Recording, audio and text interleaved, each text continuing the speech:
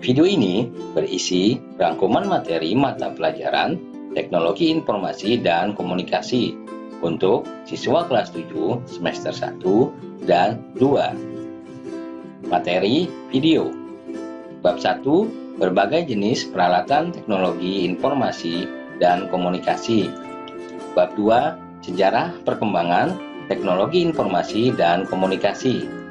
Bab 3, peranan teknologi informasi dan komunikasi dalam kehidupan. Bab 4, dampak negatif dari penggunaan teknologi informasi dan komunikasi. Bab 5, mengoperasikan komputer dengan prosedur yang benar. Bab 6, operasi dasar pada sistem operasi. Bab 7, perangkat keras komputer. Bab 8, perangkat lunak komputer. Dan terakhir bab 9, pemakaian program aplikasi pengolah kata. Namun sebelum mulai, jangan lupa untuk klik like, subscribe, dan tekan loncengnya agar kalian mendapatkan pemberitahuan jika ada video terbaru dari kami. Bab 1, berbagai jenis peralatan teknologi informasi dan komunikasi.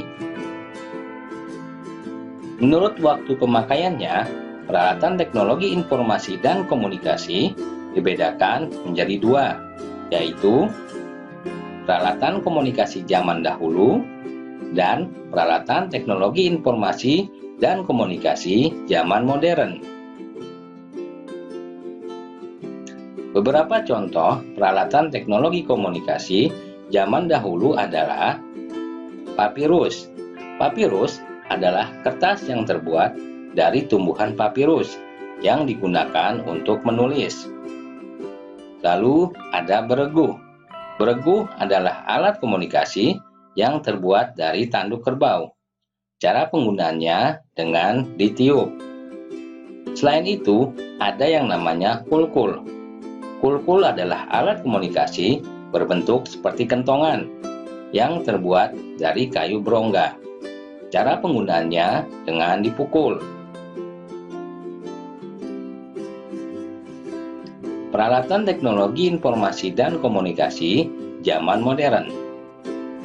Ada yang namanya surat kabar, yaitu alat komunikasi satu arah. Kita hanya dapat membaca saja. Lalu ada radio, yaitu alat komunikasi satu arah. Kita hanya dapat mendengarkannya saja. Lalu ada telepon, yaitu alat komunikasi dua arah. Kita dapat bergantian berkomunikasi, saling tanya dan jawab. Selanjutnya ada televisi, yaitu alat komunikasi satu arah. Kita hanya dapat mendengarkan dan melihat saja. Bab 2, sejarah perkembangan teknologi informasi dan komunikasi. Sejarah TIK meliputi sejarah perkembangan komunikasi dan perkembangan komputer. Perkembangan komunikasi meliputi sejarah komunikasi zaman prasejarah, sejarah telegraf, telepon, radio, dan televisi. Sejarah perkembangan komputer dimulai dengan ditemukannya abakus. Perkembangan kalkulator. 5.000 tahun yang lalu ditemukan abakus. Lalu pada tahun 1642 ditemukan kalkulator roda numerik oleh Blaise Pascal. Kalkulator ini mampu melakukan penjumlahan sampai 8 digit. Selanjutnya pada tahun 1694 ditemukan kalkulator oleh Gottfried Wilhelm von Leibniz. Kalkulator ini mampu melakukan penjumlahan dan perkalian. Selanjutnya pada tahun 1820 ditemukan kalkulator mekanik. Kalkulator ini sering disebut arithmeter. Perkembangan komputer. Tahun 1822, Charles Babbage menemukan mesin yang mampu melakukan perhitungan persamaan diferensial. Lalu pada tahun 1889, Herman Hollerith menemukan mesin yang mampu mempercepat perhitungan sensus penduduk di Amerika. Kemudian, pada tahun 1903, John V. Atanasoff dan Clifford Berry menemukan komputer dengan sistem aljabar Boolean pada sirkuit elektrik. Sistem ini mengacu pada sistem biner aljabar. Selanjutnya, pada tahun 1931, Vannevar Bush menemukan kalkulator yang dapat menyelesaikan persamaan diferensial. Generasi komputer. Komputer generasi pertama. Komputer generasi pertama diciptakan untuk membantu Perang Dunia Kedua. Komputer generasi ini biasanya sulit untuk diprogram dan kecepatannya terbatas. Hal ini dikarenakan komputer dibuat hanya untuk menyelesaikan suatu tugas tertentu, sehingga kode binernya pun berbeda-beda. Komputer generasi kedua. Komputer generasi kedua umumnya mempunyai ukuran yang lebih kecil. Hal ini dikarenakan tub vakum yang biasanya digunakan dalam komputer generasi pertama digantikan dengan transistor. Pada masa ini, bahasa pemrograman mulai bermunculan. Komputer generasi ketiga. Pada komputer generasi ketiga ini, transistor yang biasa digunakan pada komputer generasi kedua diganti dengan sebuah chip. Chip ini mampu memasukkan banyak program. Selain itu, memungkinkan komputer menjalankan berbagai program berbeda secara serentak. Komputer generasi keempat. Tujuan pembuatan komputer generasi keempat untuk mengecilkan ukuran sirkuit dan komponen-komponen elektroniknya. Mulai generasi ini, mulai muncul PC dan laptop. Selain itu, juga bermunculan seri-seri IBM. Komputer generasi kelima. Komputer generasi 5 merupakan komputer yang masih dalam tahap pengembangan.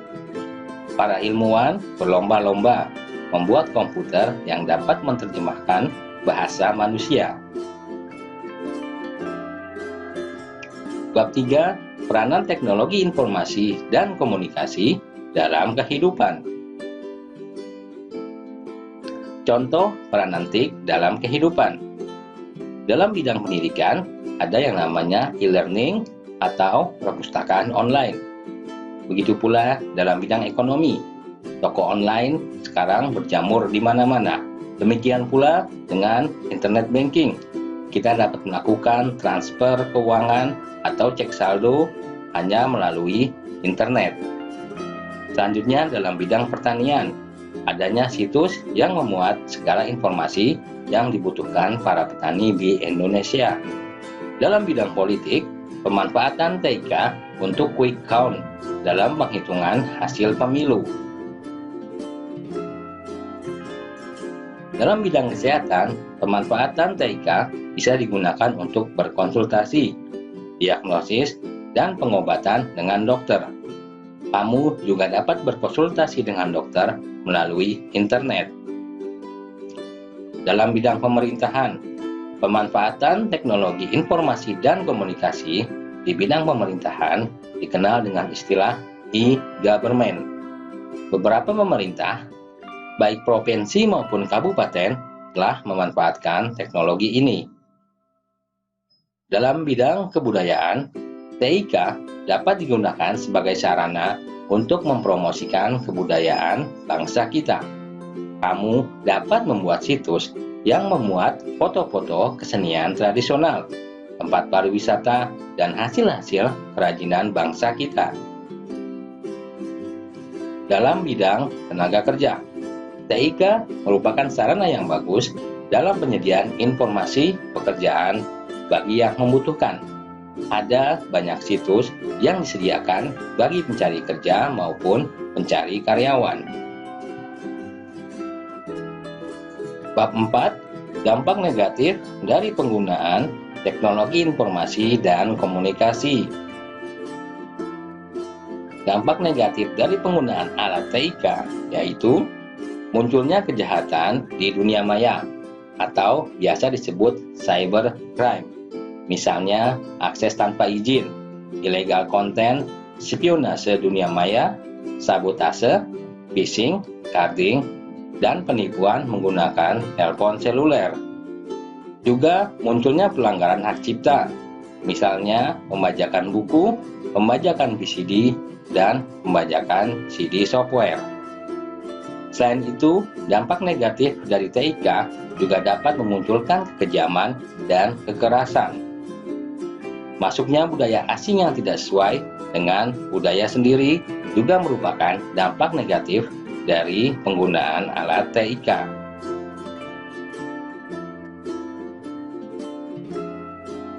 Dampak negatif dari penggunaan alat TIK dapat ditanggulangi dengan aturan-aturan berikut. Yang pertama adalah The 10 Commandments of Computer Ethics atau 10 kode etik penggunaan komputer. Yang kedua, Undang-Undang Hak Cipta, yaitu Undang-Undang Nomor 19 Tahun 2002. Yang terbaru adalah Undang-Undang Informasi dan Transaksi Elektronik, yaitu berupa Undang-Undang Nomor 11 Tahun 2008. Bab 5. Mengoperasikan komputer dengan prosedur yang benar. Posisi perangkat komputer yang benar. Posisi monitor. Letakkan di tempat yang tidak memantulkan cahaya dari sumber cahaya lain. Jarak pandang mata dengan monitor antara 50 sampai 60 cm. Posisi monitor lebih rendah dari mata. Kurang lebih bagian tengah monitor 10 cm sampai 23 cm di bawah mata. Selanjutnya, aturlah cahaya komputer sesuai dengan kebutuhan. Kemudian, seringlah berkedip untuk menjaga mata agar tidak kering. Jangan lupa untuk membersihkan monitor dengan teratur. Posisi keyboard. Pergelangan tangan sejajar dengan telapak tangan. Posisi siku menggantung. Tekan tombol dengan tenang. Lemaskan jari telunjuk dan jari manismu. Lemaskan seluruh tangan bila sedang tidak memencet tombol keyboard. Posisi mouse. Letakkanlah mouse di permukaan yang sama dengan keyboard, sehingga mudah diraih dan nyaman digunakan. Posisi CPU. Letakkanlah CPU berjauhan dari monitor, keyboard, dan mouse. Posisi meja dan kursi. Meja yang baik adalah meja yang dilengkapi tempat untuk keyboard, mouse, dan sandaran kaki. Tinggi meja disesuaikan dengan ukuran kursi dan tinggi badan pengguna. Kursi yang baik adalah kursi yang mempunyai sandaran punggung, mengikuti lekuk punggung, dan tingginya dapat diatur. Posisi kepala. Kepala dan leher tegak, pandangan langsung menghadap monitor. Posisi punggung. Punggung harus tegak, tidak miring ke kiri atau ke kanan. Posisi pundak. Pundak tidak terlalu terangkat dan tidak terlalu ke bawah. Posisi lengan dan siku. Aturlah sedemikian rupa sehingga posisi lengan nyaman saat menggunakan mouse. Posisi kaki. Seluruh telapak kaki menyentuh lantai dan sudut kaki membentuk sudut tidak kurang dari 90 derajat. Cara menghidupkan komputer yang benar. Pertama-tama, hidupkanlah stabilizer. Kedua, aktifkan CPU dengan menekan tombol power. Ketiga, aktifkan monitor dengan menekan tombol power pada monitor. Keempat, tunggu komputer melakukan proses booting beberapa saat.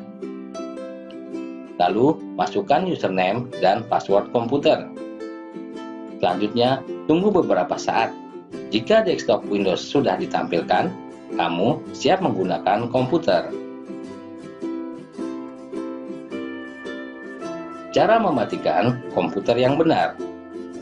Pertama-tama, simpan dokumen dan tutup semua aplikasi yang sedang dijalankan. Klik menu Start hingga tampak tampilan menu Start. Lalu klik Turn Off Komputer. Lalu klik tombol Turn Off. Bab 6. Operasi dasar pada sistem operasi. Sistem operasi adalah perangkat lunak atau software yang mengatur semua sumber daya dalam komputer. Fungsi sistem operasi yaitu pertama-tama sebagai penghubung antara pengguna dan program aplikasi. Lalu sebagai tempat meletakkan program aplikasi. Sistem operasi juga berfungsi untuk mengatur sistem kerja dalam komputer. Jenis sistem operasi, misalnya Microsoft DOS, Microsoft Windows, Linux, Unix, dan Mac OS. Melakukan operasi dasar pada sistem operasi. Proses dalam sistem operasi. Komputer menjalankan sistem BIOS. Pada proses ini, komputer akan membaca kelengkapan mouse, keyboard, speaker, printer, dan peralatan lain. Jika terjadi kesalahan atau error pada alat-alat itu, komputer akan mengeluarkan suara-suara beep.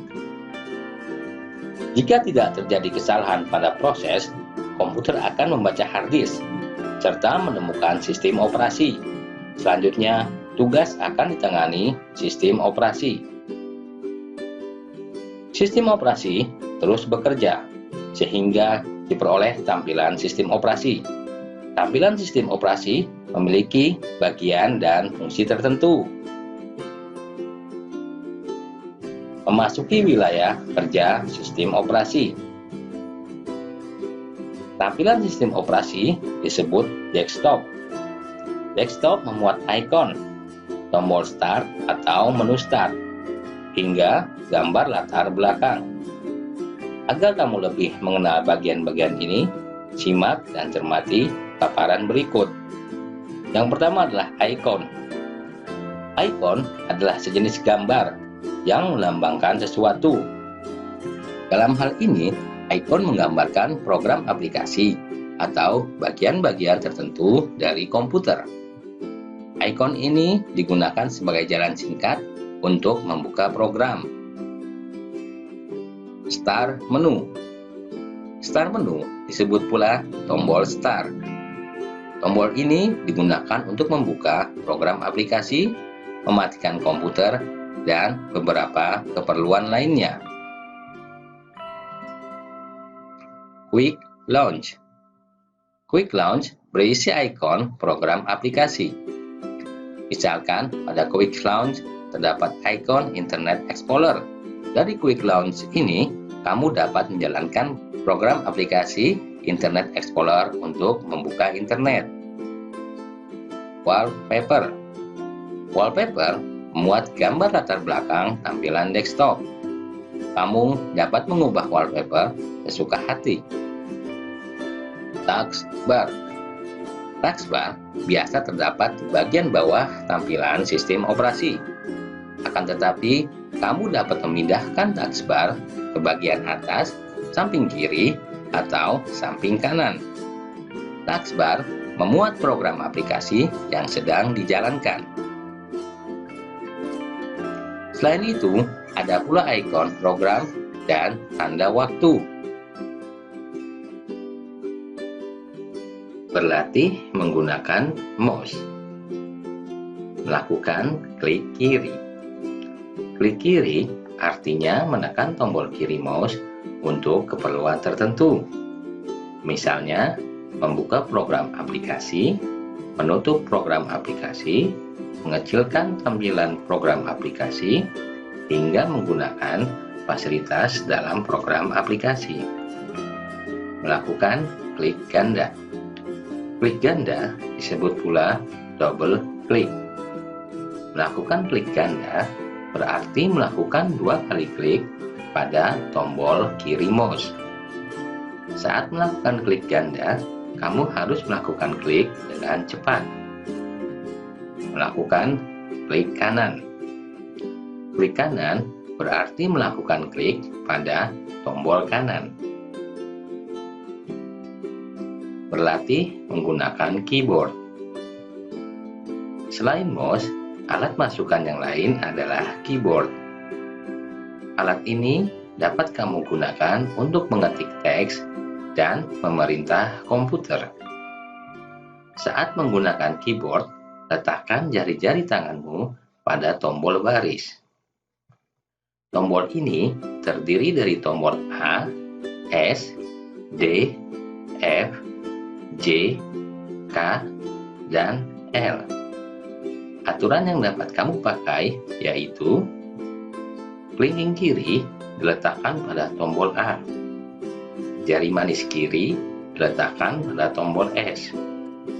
Jari tengah kiri diletakkan pada tombol D.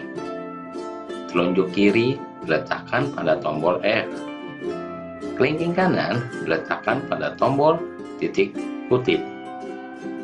Jari manis kanan diletakkan pada tombol L. Jari tengah kanan diletakkan pada tombol K. Telunjuk kanan diletakkan pada tombol J. Ibu jari diletakkan pada tombol spasi.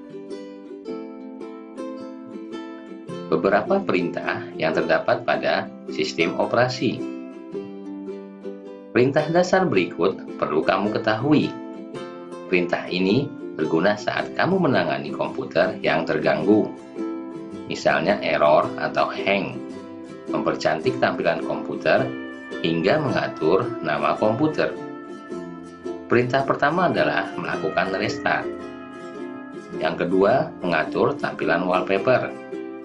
Yang ketiga, menambah user account. Keempat, manajemen file. Di dalam manajemen file ini, kalian dapat melakukan membuka Windows Explorer, lalu membuat folder, rename folder, rename file, menyalin atau copy file, dan memindah file. Bab 7. Perangkat keras komputer. Hardware dapat digolongkan menjadi 2. Komponen pokok, komponen yang harus ada di sebuah komputer, yakni CPU, motherboard, memori, dan hard disk. Yang kedua adalah komponen tambahan atau peripheral, merupakan komponen pendukung untuk menambah fungsi komputer, yakni perangkat keras komputer selain perangkat keras yang termasuk komponen pokok. Berdasarkan fungsinya, hardware dapat dikelompokkan menjadi 5 jenis. Yang pertama adalah perangkat masukan atau input device. Perangkat ini digunakan untuk memasukkan data, baik berupa teks, foto, maupun gambar ke dalam komputer. Contoh perangkat input misalnya keyboard, mouse, joystick, scanner, dan sebagainya. Yang kedua, perangkat penyimpanan data. Perangkat ini digunakan untuk menyimpan data hasil dari input, misalnya disket, flash disk, dan sebagainya. Yang ketiga adalah perangkat pengolah data. Perangkat ini digunakan untuk mengolah data.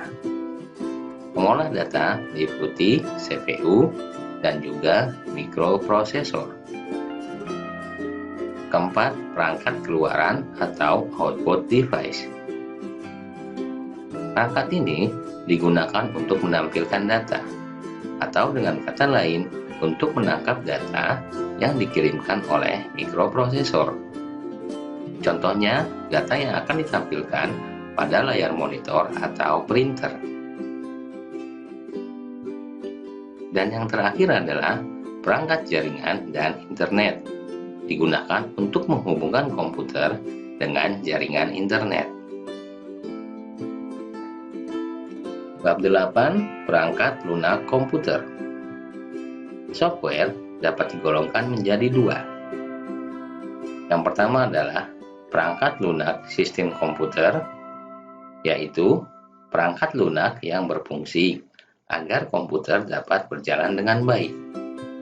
Termasuk di dalamnya adalah perangkat lunak sistem operasi dan perangkat lunak utility. Dan yang kedua, perangkat lunak aplikasi, yaitu perangkat lunak yang digunakan untuk membantu aplikasi kehidupan sehari-hari pengguna komputer. Jenis-jenis perangkat lunak adalah pengolah kata, contohnya Microsoft Word, WordStar, dan GeoWriter. Pengolah angka, contohnya Microsoft Excel atau Quadro Pro. Perangkat lunak presentasi, contohnya Microsoft PowerPoint. Perangkat lunak basis data, contohnya Microsoft Access, Borland Paradox, Microsoft SQL Server, dan MySQL. Perangkat lunak pengolah grafis, contohnya Adobe Photoshop atau Corel Draw. Lalu ada perangkat lunak video editing, misalnya Juliet Video Studio atau Pinnacle Studio. Ada juga perangkat lunak pengembang program komputer, contohnya Microsoft Visual Basic atau Borland Delphi. Ada juga perangkat lunak pengembang web, misalnya Microsoft Frontpage atau Micromedia Dreamweaver. Bab 9. Pemakaian program aplikasi pengolah kata.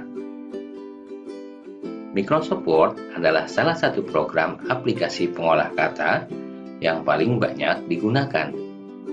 Microsoft Word merupakan bagian dari Microsoft Office.